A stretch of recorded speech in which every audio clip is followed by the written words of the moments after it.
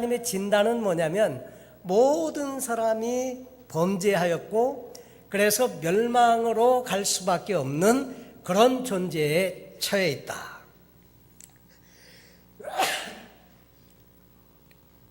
거기에 반해서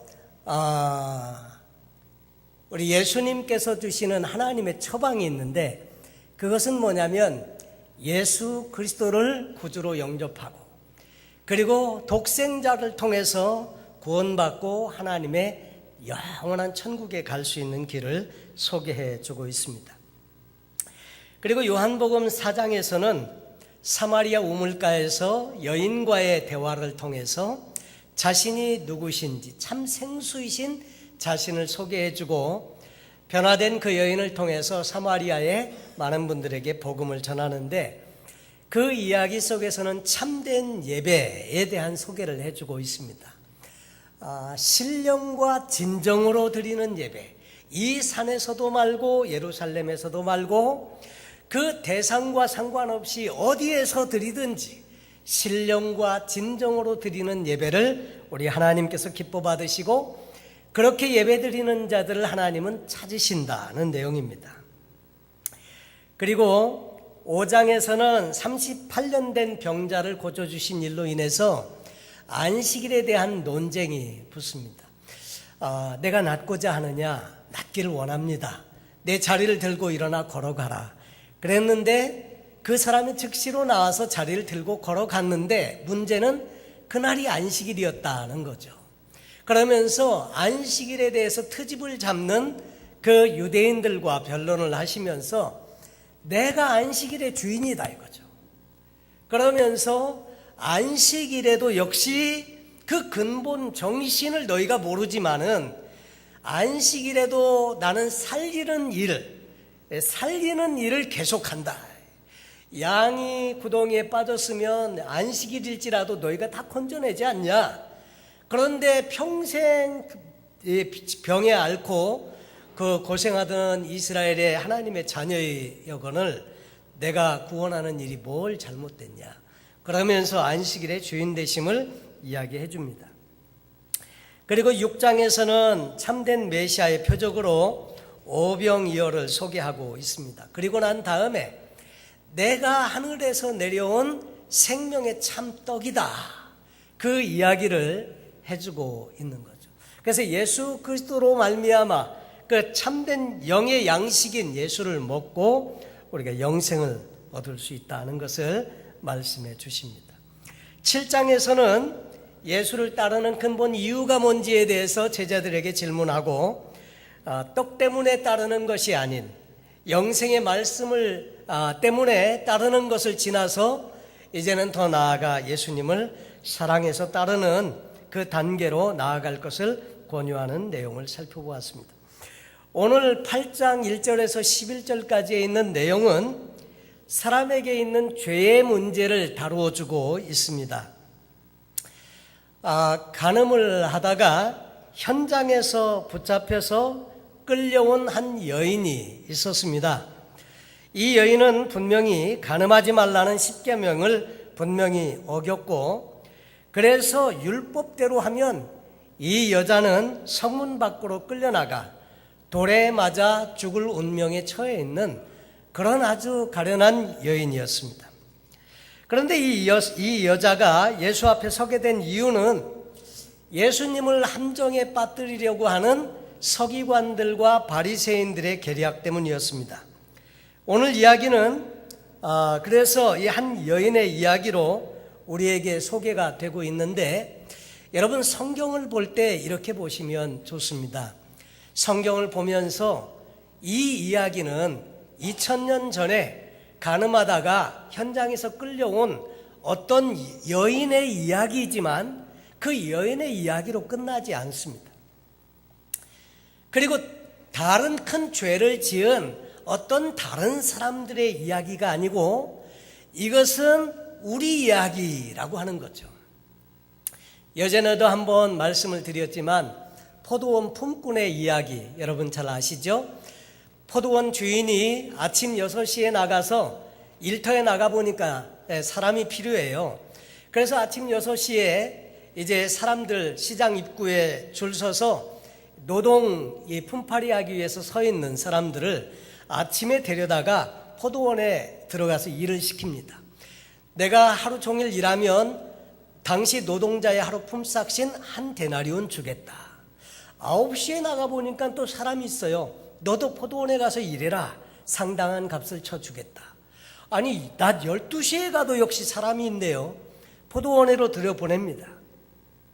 오후 3시에 가보니까 또 사람이 놀고 있어요. 당신도 가서 포도원에 가서 일해라. 내가 품삯을 쳐주마. 아니, 그리고 6시면 일을 마치는 시간인데 오후 5시가 돼서 나가보니까 그때도 놀고 있는 사람이 있네요. 너는 왜 여기서 놀고 있냐? 그랬더니 우리를 일꾼으로 써주는 사람이 없어서 이렇게 기다리고 있습니다. 그랬더니 포도원 주인이 그러죠. 포도원에 들어가서 일해라. 내가 싹을 주겠다. 일을 마쳤습니다. 그리고 이제 오후 6시에 일이 끝나서 품삯을 계산하는데 오후 5시에 들어와서 일한 사람에게 품삯을 주는데 얼마를 주느냐 하니까 노동자의 하루 품삯인 한 데나리온을 주는 거예요. 그러니까 아침 6시서부터 와가지고 하루 종일 일한 사람은 1시간 일한 사람한테 한 데나리온 주는 거 보니까 우리는 2데나리온 정도는 주지 않겠나 기대를 잔뜩 했습니다. 근데 품삯을 계산할 때 보니까 한 데나리온이에요. 여러분, 만약에 우리가 아침 6시서부터 와가지고 종일 대학변 밑에서 일했는데 오후 5시에 와가지고 1시간 일한 사람하고 품삯을 같이 주면 이게 공평입니까? 불공평입니까? 잘 모르시겠어요? 당연히 불공평이죠. 어떻게 오후 5시에 와서 1시간 일한 사람하고 아침 6시서부터 와갖고 일한 사람하고 한 데나리온 같이 주냐 이거죠. 그런데 포도원 주인이 뭐라고 그래요? 너와 나는 한 데나리온의 약속을 하지 않았느냐? 뭐가 잘못됐냐? 내가 저 사람에게 한 데나리온 주는 것은 내 주인의 마음이다. 그러면서 돌려보냅니다. 어떤 성도님이 그 본문을 읽고는 도무지 이해가 가질 않았습니다. 그래서 그 본문을 읽다가 이런 종교라면 나는 이 종교를 따를 수가 없겠다. 그래서 기독교를 떠납니다. 그리고 이 종교에도 가보고 저 종교에도 가보고 그러면서 방황하는 시간이 꽤 길었습니다. 그러다가 어느 날 차를 타고 운전하고 가다가 늘 이렇게 신경 쓰고 이게 마음에 어려서부터 이렇게 풀리지 않던 수수께끼인 이 문제가 생각이 나면서 갑자기 머릿속에 번개처럼 스치는 생각이 있어서 집으로 가서 성경책을 펴놓고 성경을 읽다 보니까 자기가 한 가지 성경을 잘못 본 게 있다는 거죠. 뭐였습니까? 자기는 아침 6시 늦어도 오전 9시에 포도원 들어가서 일한 사람이라고 자기를 생각한 거예요. 그런데 오랜 세월이 지난 다음에 그 성경을 펴놓고 보니까 자기가 오후 5시에 부름받아 포도원에 들어온 사람이라는 것을 자기가 그때 깨닫게 된 거죠. 그리고 성경을 보니까 이게 완전히 성경이 다르게 보이는 거예요. 여러분, 오늘 이 이야기도 마찬가지입니다. 우리는 의로운 사람이고 죄진 어떤 사람에 대한 이야기가 아니고 이것은 역시 마찬가지로 죄인인 우리에 대한 이야기다. 이렇게 보시면 성경이 이해가 잘 될 겁니다. 그래서 우리가 그런 입장에서 성경을 보면 오늘 이야기에는 율법과 은혜에 대한 다른 면들을 우리에게 소개해주고 있는 부분들을 보게 됩니다. 오늘 사실 설교의 제목으로 또 이런 제목을 붙일 수 있겠습니다. 너희 중에 죄 없는 자가 먼저 돌로 치라. 오늘 이 4절로 6절에 보면 그 여인을 현장에서 붙들어 가지고 온 유대인들, 서기관들과 바리새인들이 이렇게 말합니다. 선생이여, 이 여자가 간음하다가 현장에서 붙잡혔나이다. 모세의 율법에는 이러한 여자를 돌로 치라 명하였거니와 선생은 어떻게 하시겠습니까? 모세 율법으로는 이 여자는 죽어 마땅한 여자, 돌로 쳐서 죽이라고 되어져 있는데 당신은 뭐라고 하겠습니까? 이런 질문입니다. 그런데 저희가 이렇게 말하는 이유는 예수를 곤경에 빠뜨리고 고소할 틈을 얻기 위해서 이 질문을 했더라 하는 거죠. 사실 신명기 22장에 보면 어떤 남자가 유부녀와 동침한 것이 드러나거든 그 동침한 남자와 그 여자를 둘 다 죽여 이스라엘 중에 악을 제할지니라. 그 후에도 처녀인 여자가 남자와 약혼한 후에 어떤 남자가 그를 성읍 중에서 만나 동침하면 너희는 그 둘을 둘 다 성읍 문으로 끌어내고 그들을 돌로 쳐 죽일 것이니. 상당히 좀 심한 법이었습니다. 그런데 왜 이런 계명들이 생겨나게 되었느냐면 사실 이것은요 시범 케이스에 걸렸을 때 이렇게 엄하게 다룰 것을 명하는 것입니다. 구약 성경에 보면 요즘 우리가 아침 큐티로 여호수아서를 다루고 있는데 여호수아에 보면 이제 가나안 땅 정복의 역사가 시작되는데 여리고성을 점령합니다. 근데 점령할 때 하나님의 준엄한 명령이 있었습니다. 그것은 뭐냐면 이 여리고성을 진멸하라는 것이고 가축들도 다 죽이고 거기서 어떤 물건이든지 탐하지 말라. 엄한 명령이 있었습니다. 그랬는데 이스라엘이 그 전쟁 이후로 완전히 대승을 거두고 기뻐했는데 아이성은 3,000명 정도를 보내서 아이성을 치게 했죠. 아이성은 실제로는 한 12,000명 정도의 사람이 살고 있던 그런 작은 도성이었습니다.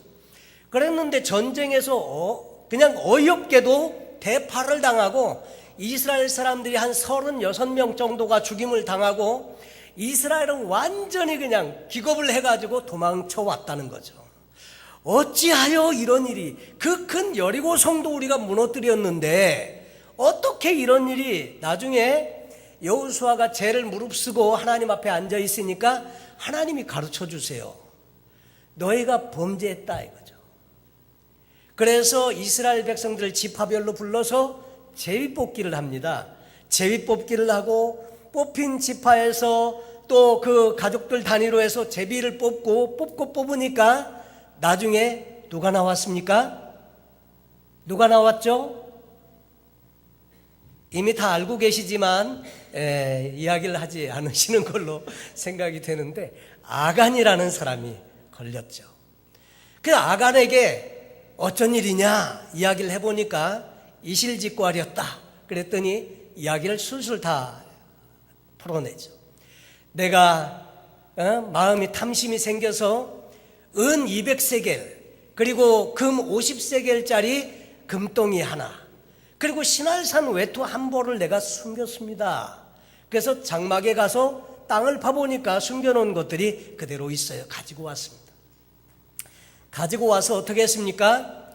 이 아간과 그 모든 가족과 가축과 모든 소유를 다 가지고 어디로 갔느냐면 아골골짝이라고 하는 곳으로 가서 사람들이 다 돌을 던져서 이 아간의 가족을 몰살시킵니다. 그리고 거기에 그냥 돌무더기를 쌓아버렸어요. 참 너무 심하다.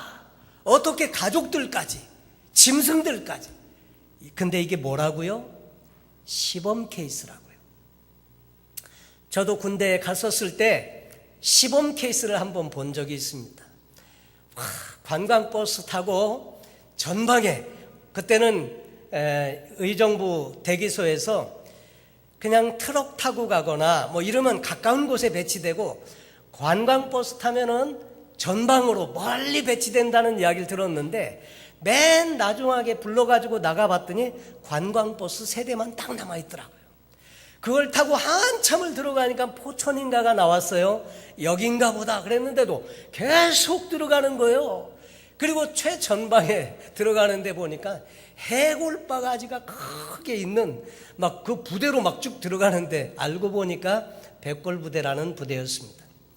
거기서 차에서 내림과 동시에 앞으로 지침 뒤로 지침 막 기압이 시작되는데 어떤 이렇게 훈련생 하나가 시범 케이스에 걸렸습니다. 그날이 8월 장마철인데 비는 주룩주룩 오고 그날따라 천둥과 번개가 막 치는 거예요. 꽝 치고 번쩍하고 비는 쏟아지고, 연병장에서 거기서 막 기압을 열심히 받는데 어떤 사람 하나가 시범 케이스에 걸렸는데 거기서 막 그렇게 두들겨 패는 거예요. 퍽 막 이러면서 얻어맞는데 옆에 눈을 살짝 보니까 얼굴이 누래요. 그러더니 얻어맞다가 실신해버렸어요. 그 다음부터 우리가 다 하늘이 노래지기 시작하면서 야, 군대 생활 진짜 어떻게 하냐, 이 남은 생활을. 그런데 그렇게 맞고 얻어맞고 실신한 아이 하나가 시범 케이스에 걸린 거죠. 그 다음부터는 조교가 하는 말에 일사천리로 움직입니다. 그냥 뒤로 돌아 그러면 쫙 돌고요. 앞에 이제 사람들이 네모반에 들어갔는데 40명 들어가면 족한 장소에 130명이 들어갔으니까 얼마나 좁아요. 그러니까 좁혀 앉아야죠. 그러면 앞에 사람한테 밀착을 하라는 거예요. 앞 사람 등에다가 자기 가슴을 붙이래요. 그래서 밀 그러면 우리는 착 그러면서 딱 붙이고, 밀 그러면 착착. 여러분, 시범 케이스 하나에 걸린 이후에 모든 훈련생들이 말을 얼마나 잘 듣는지 몰라요. 그리고 나서는 완전히 일사천리로 막 시범 케이스인 겁니다. 여러분, 그래서 이런 준엄한 법이 생기게 된 거죠. 그래서 악을 제하라는 거예요. 그걸 보고 사람들로 경계를 삼아서 다시는 그런 죄를 범하지 아니하도록 그렇게 하라는 겁니다. 자, 그래서 돌로 쳐 죽일지니 이런 표현이 나오는데, 이 가늠하다가 현장에서 잡혀온 이 여자 어떻게 하겠습니까? 돌로 칠까요 말까요? 지금 그렇게 대답을 재촉하고 있는 그런 처지에 예수님이 놓여 있는 겁니다. 사실 이 질문은요, 함정 질문입니다. 이렇게 대답을 해도 안 되고 저렇게 대답을 해도 안 되는 참 이렇게 어려운 질문이에요. 돌로 치라 그러면, 아니 사랑을 말하는 그분이 사랑이 없네. 사랑이 없네. 그리고 또 한 가지로는 돌로 칠 수도 없는 것이, 죽이라는 사형 명령은요 민간인들에게 로마에서 허락을 해주지 않습니다. 사람을 죽이는 이 사형의 일은 로마의 법을 통해서, 재판을 통해서 로마 사람만 할 수 있게 되어져 있어요. 그런데 만약에 돌로 치라 그러면 어떻게 돼요? 로마의 법을 어기는 그런 어려운 지경에 빠지게 되고, 치지 말라 그러면 로마의 법을 벗어는 나기는 하지만 유대인들은 뭐라고 말해요? 모세의 율법을 따르지 않는 저런 인간이다 이거죠. 자기가 무슨 메시아라고 하면서 모세 율법조차도 지키지 않는 사람. 그러니까 이렇게 말할 수도 없고 저렇게 말할 수도 없는 그런 처지에 빠져 있습니다. 된다고도 할 수 없고 안 된다고도 할 수 없는. 자, 그런데 그 질문을 한 요지가 어떻다고요? 8장 6절에 보니까 그들이 이렇게 말하면 고발할 조건을 얻고자 하여 예수를 시험함이로라. 머리를 짜내고 짜놔서 가져온 아주 교묘한 질문이 바로 그것이었다고 하는 거죠. 그런데 예수님은 그들의 의중을 다 뚫어보시고 알고 계셨습니다. 그리고 나서 예수님은 즉시로 대답하지 않고 땅에 주저앉아서 땅바닥에다가 글을 쓰십니다. 대답을 않고 글을 쓰고 앉아있으니까 저희가 묻기를 맞이하는지라 자꾸 대촉하는 거예요. 아니, 칠까요 말까요? 계속 답을 재촉하십니다. 여러분, 그랬더니 예수님이 이렇게 글을 쓰시고 이렇게 한참 있었는데, 여러분 무슨 글을 쓰셨을지 여러분 혹시 생각나시는 거 있습니까? 그 땅바닥에 뭘 쓰고 계셨을까요?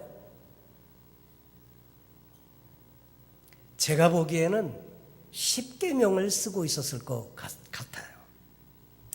나 외에는 다른 신들을 내게 있게 말지니라. 너를 위하여 새긴 우상을 만들지 말고 또 위로 하늘에 있는 것이나 아래로 땅에 있는 것이나 땅 아래 물속에 있는 것에 아무 형상이든지 만들지 말며 그들에게 절하지 말며 그것들을 섬기지 말라. 너는 너희 하나님 여호와의 이름을 망령되이 일컫지 말라. 안식일을 기억하여 거룩히 지키라. 내 부모를 공경하라. 살인하지 말지니라. 간음하지 말지니라. 도적질하지 말지니라. 내 이웃에 대해 거짓 증거하지 말지니라. 내 이웃의 집을 탐내지 말지니라. 이런 내용을 쓰시다가 사람들이 궁금해서 봤을 거 아닙니까? 뭘 쓰는지 말을 안 하니까 뭐 글을 쓰는데 뭘 쓰는지 봤을 거 아닙니까? 그랬더니 예수님이 자리에서 일어나셔서 이렇게 말씀하셨습니다. 너희 중에 죄가 없는 사람이 먼저 돌로 쳐라. 그랬더니 그렇게 살기 등등하고 이렇게 지금 사람들이 그냥 칠까요 말까요 막 이러던 사람들이 갑자기 숙연해졌습니다.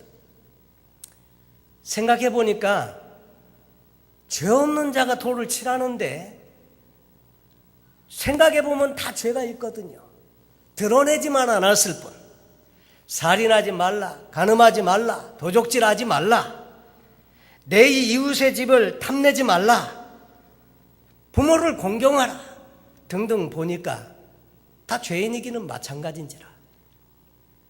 그래서 사람들이 하나씩 둘씩 여기 성경에 보니까 양심의 가책을 받아 어른으로 시작하여 젊은이까지 하나씩 나가고, 지각이 있는 사람, 인생을 많이 살아본 경험이 있는 사람이 먼저 깨달았겠죠.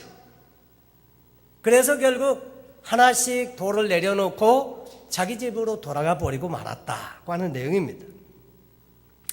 사실 이 예수님의 이 말씀은요, 정말 지혜로운 답변이다. 어떻게 이런 생각을 해낼 수가 있었을까? 참 이렇게 감탄이 됩니다. 유대인의 율법을 어기지도 않았고요, 로마의 법을 어기지도 않았습니다. 그리고 구약 성경의 권위도 훼손하지 않으면서 죄지은 여인을 해치지 않으면서 포용하고 감싸줄 수 있는 이런 대답이 어떻게 그 순간에 나올 수가 있었을까? 너희 중에 죄 없는 자가 먼저 돌로 치라. 그 말을 듣고 사람들의 반응은요, 갑자기 조용해지고 갑자기 말이 없어지고 살기 등등하던 사람들이 하나씩 둘씩 돌을 내려놓고 떠나가게 되었더라 하는 거죠. 그 후에 예수님께서 여인에게 이렇게 물으십니다. 여자여, 너를 고발하던 그들이 어디 있느냐? 너를 정죄한 자가 없느냐? 그 여인이 대답하되 예수께 이르시되 대답하되 주여 없나이다. 예수님이 다시 말씀하십니다. 나도 너를 정죄하지 아니하노니 가서 다시는 죄를 범하지 말라 하시니라. 이것이 오늘 성경 본문의 짧은 이야기인데 여기에서 우리의 신앙에 시사하는 바가 크다고 하는 거죠. 중요한 가르침이 있습니다. 오늘 이야기에서 예수님은 사실 죄가 없는 분으로서 정죄하실 수 있는 분이세요. 그런데 예수님 스스로도 나도 너를 정죄하지 아니하노니 이렇게 말씀을 하시고요. 그러나 분명히 가르쳐 줍니다. 그것이 죄였다는 것을. 그러면서 이렇게 말씀을 하세요. 가서 다시는 이라는 말은 그것이 죄였다는 것을 가르쳐 주는 것이고요. 가서 다시는 죄를 범하지 말라. 여러분, 그것은 죄라는 것을 가르쳐 주시면서 더 이상 죄를 짓지 말라, 이렇게 권고의 말씀까지 해 주신다고 하는 거죠. 여러분, 그런데 이런 내용들은요, 성경의 이야기를 이해하는 데는 구약의 모세오경의 이야기를 우리가 잘 이해하는 것이 필요합니다. 이스라엘 백성들에게 있어서 가장 중요하게 여기는 성경의 책은 구약 성경에 처음 등장하는 5권의 책입니다.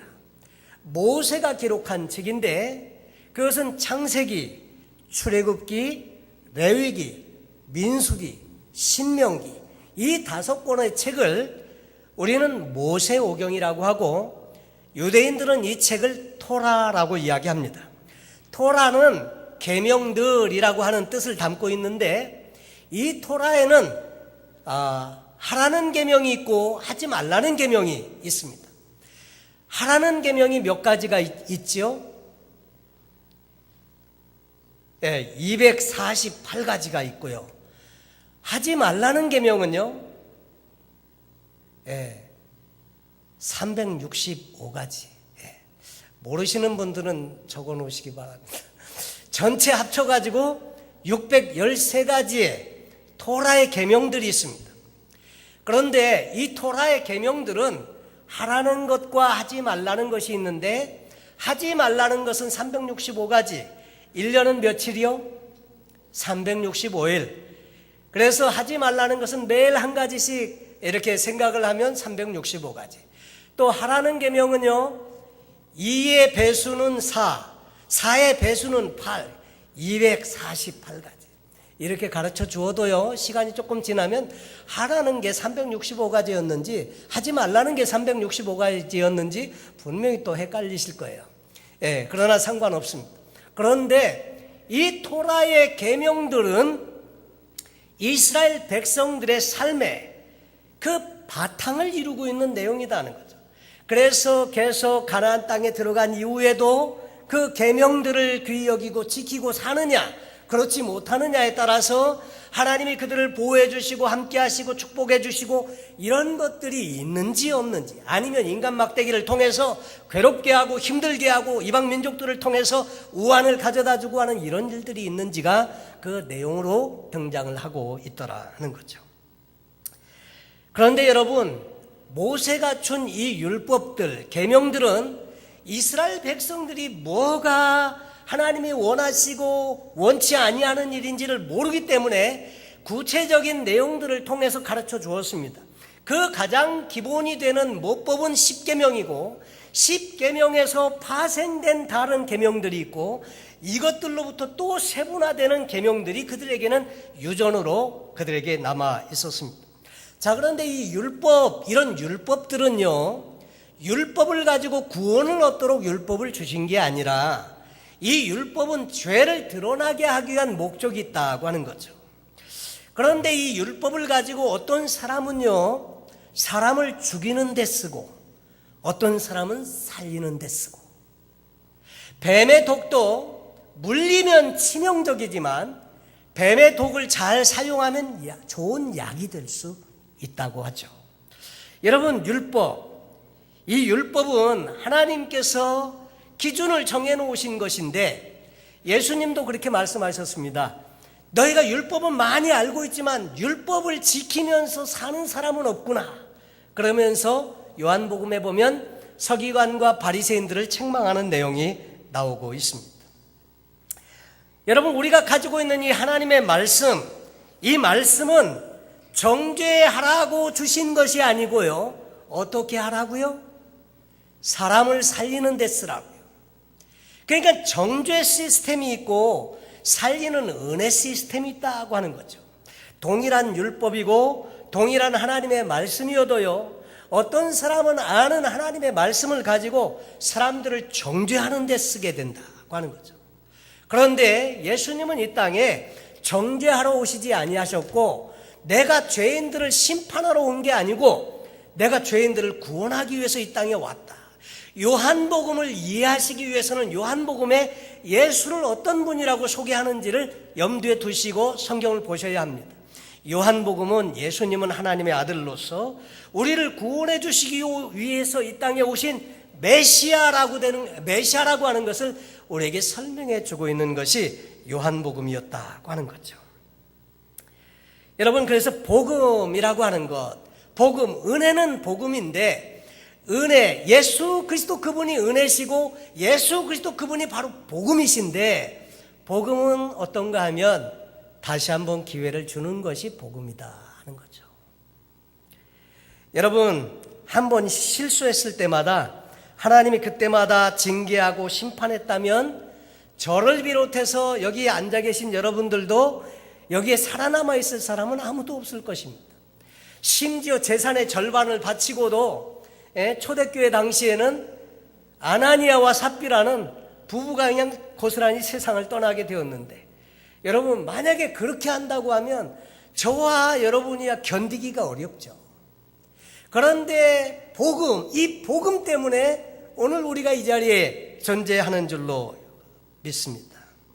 예수님께서 이 땅에 오셔서 그 여인을 만나신 것도, 그 여인이 복을 받은 이유는 그렇게 아주 좋지 않은 환경 가운데 있는 그 순간에 예수님께 왔기 때문에 은혜를 입을 수 있었더라는 거죠. 예수님이 죄 없는 자가 먼저 돌로 쳐라, 그 말씀을 하셨기 때문에 그 여인도 살 수가 있었다고 하는 거죠. 여러분, 마귀는 자꾸 사람을 정죄합니다. 이 세상을 지배하는 원리가 뭐냐면 정죄하는 거예요. 그 마귀 사단은 항상 하나님께 우리를 어떻게 한다고요? 참소한다고요. 참소라는 말은 고소한다고요. 아무개가 이런 죄를 졌습니다, 잘못했습니다, 이런 자는 당연히 이렇게 벌을 받아야 마땅합니다. 참소하는 자, 그게 바로 마귀라고 하는 거죠.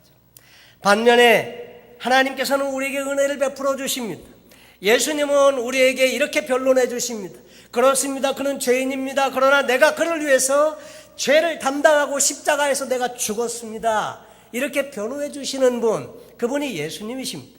예수님, 그분이 바로 그래서 복음이신 거죠. 여러분, 율법은 필요한 것이었지만 율법주의는 나쁜 것입니다. 율법주의는 결국은 정죄하는 것입니다. 교회도 얼마든지 그럴 수 있습니다. 정죄하기 쉽습니다. 그런데 우리는 정죄하기보다는 우리에게 주신 이 하나님의 말씀을 가지고 어떻게 하라고요? 살리라고요. 예수님의 사역은 살리는 사역이었습니다. 바리새인들과 서기관들은 그 가지고 있는 그 말씀을 가지고 주로 정죄하고 죽이는 쪽에 일을 하는 것들을 보게 됩니다. 그들은 바르지 못했습니다. 만약에 그 율법으로 심판하기 위해서 여인을 데리고 왔는데 진짜 심판을 하려고 하면 남자도 같이 데리고 왔어야죠. 성경에는 보면 둘 다 그렇게 하라고 명했는데 여자만 데리고 왔어요. 여자만. 그리고 두 번째, 그들이 몰랐던 것은 예수님을 믿지 않는 것이 얼마나 큰 악한 죄인지를 몰랐다는 거죠. 그리고 예수님을 오히려 그냥 곤경에 빠뜨려 가지고 고소하려고, 정말 그분들이 하나님의 아들인 것을 알았다면 감히 어떻게 그렇게 할 수 있겠냐는 거죠. 그리고 그 중에 그들이 몰랐던 것 한 가지는 이 세상에 죄 없는 사람이 하나도 없다는 것. 결국은 나중에 죄 없는 자가 먼저 돌로 쳐라, 그 말을 할 때 자기들도 죄인이라는 것, 이것을 깨닫게 되었더라 하는 거죠. 사랑하는 성도 여러분, 예수 그리스도 그분은 은혜십니다. 예수 그리스도 그분은 하나님께서 저와 여러분을 구속해 주시기 위해서 보내주신 하나님의 놀라우신 은혜의 방편. 그래서 예수를 통해서 우리는 구원받고 하나님의 자녀가 될 수 있었습니다. 예수님이 나도 너를 정죄하지 아니하노니 가서 다시는 죄를 짓지 말라고 말씀하심으로 하나님의 은혜를 선포해 주셨습니다. 우리도 이 땅에 살면서 정죄 시스템으로 살기보다는 은혜 시스템으로 늘 하나님의 은혜를 함께 더불어 나누는 그런 마음으로 이 땅을 살아야 되지 않을까, 이런 생각을 하게 됩니다.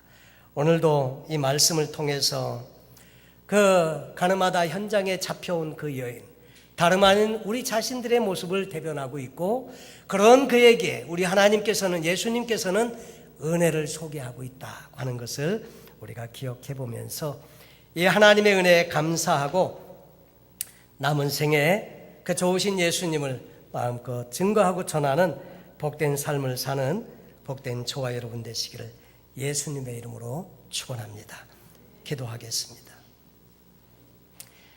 하나님 아버지, 감사합니다. 오늘 우리는 같은 사건을 통해서도 완전히 다른 두 상반된 반응을 보게 됩니다. 우리는 아는 하나님의 말씀으로 이웃들을 정죄하기보다는 오히려 하나님의 은혜로 살리는 쪽으로 우리가 쓰임받는 도구가 다 되게 하여 주시옵소서.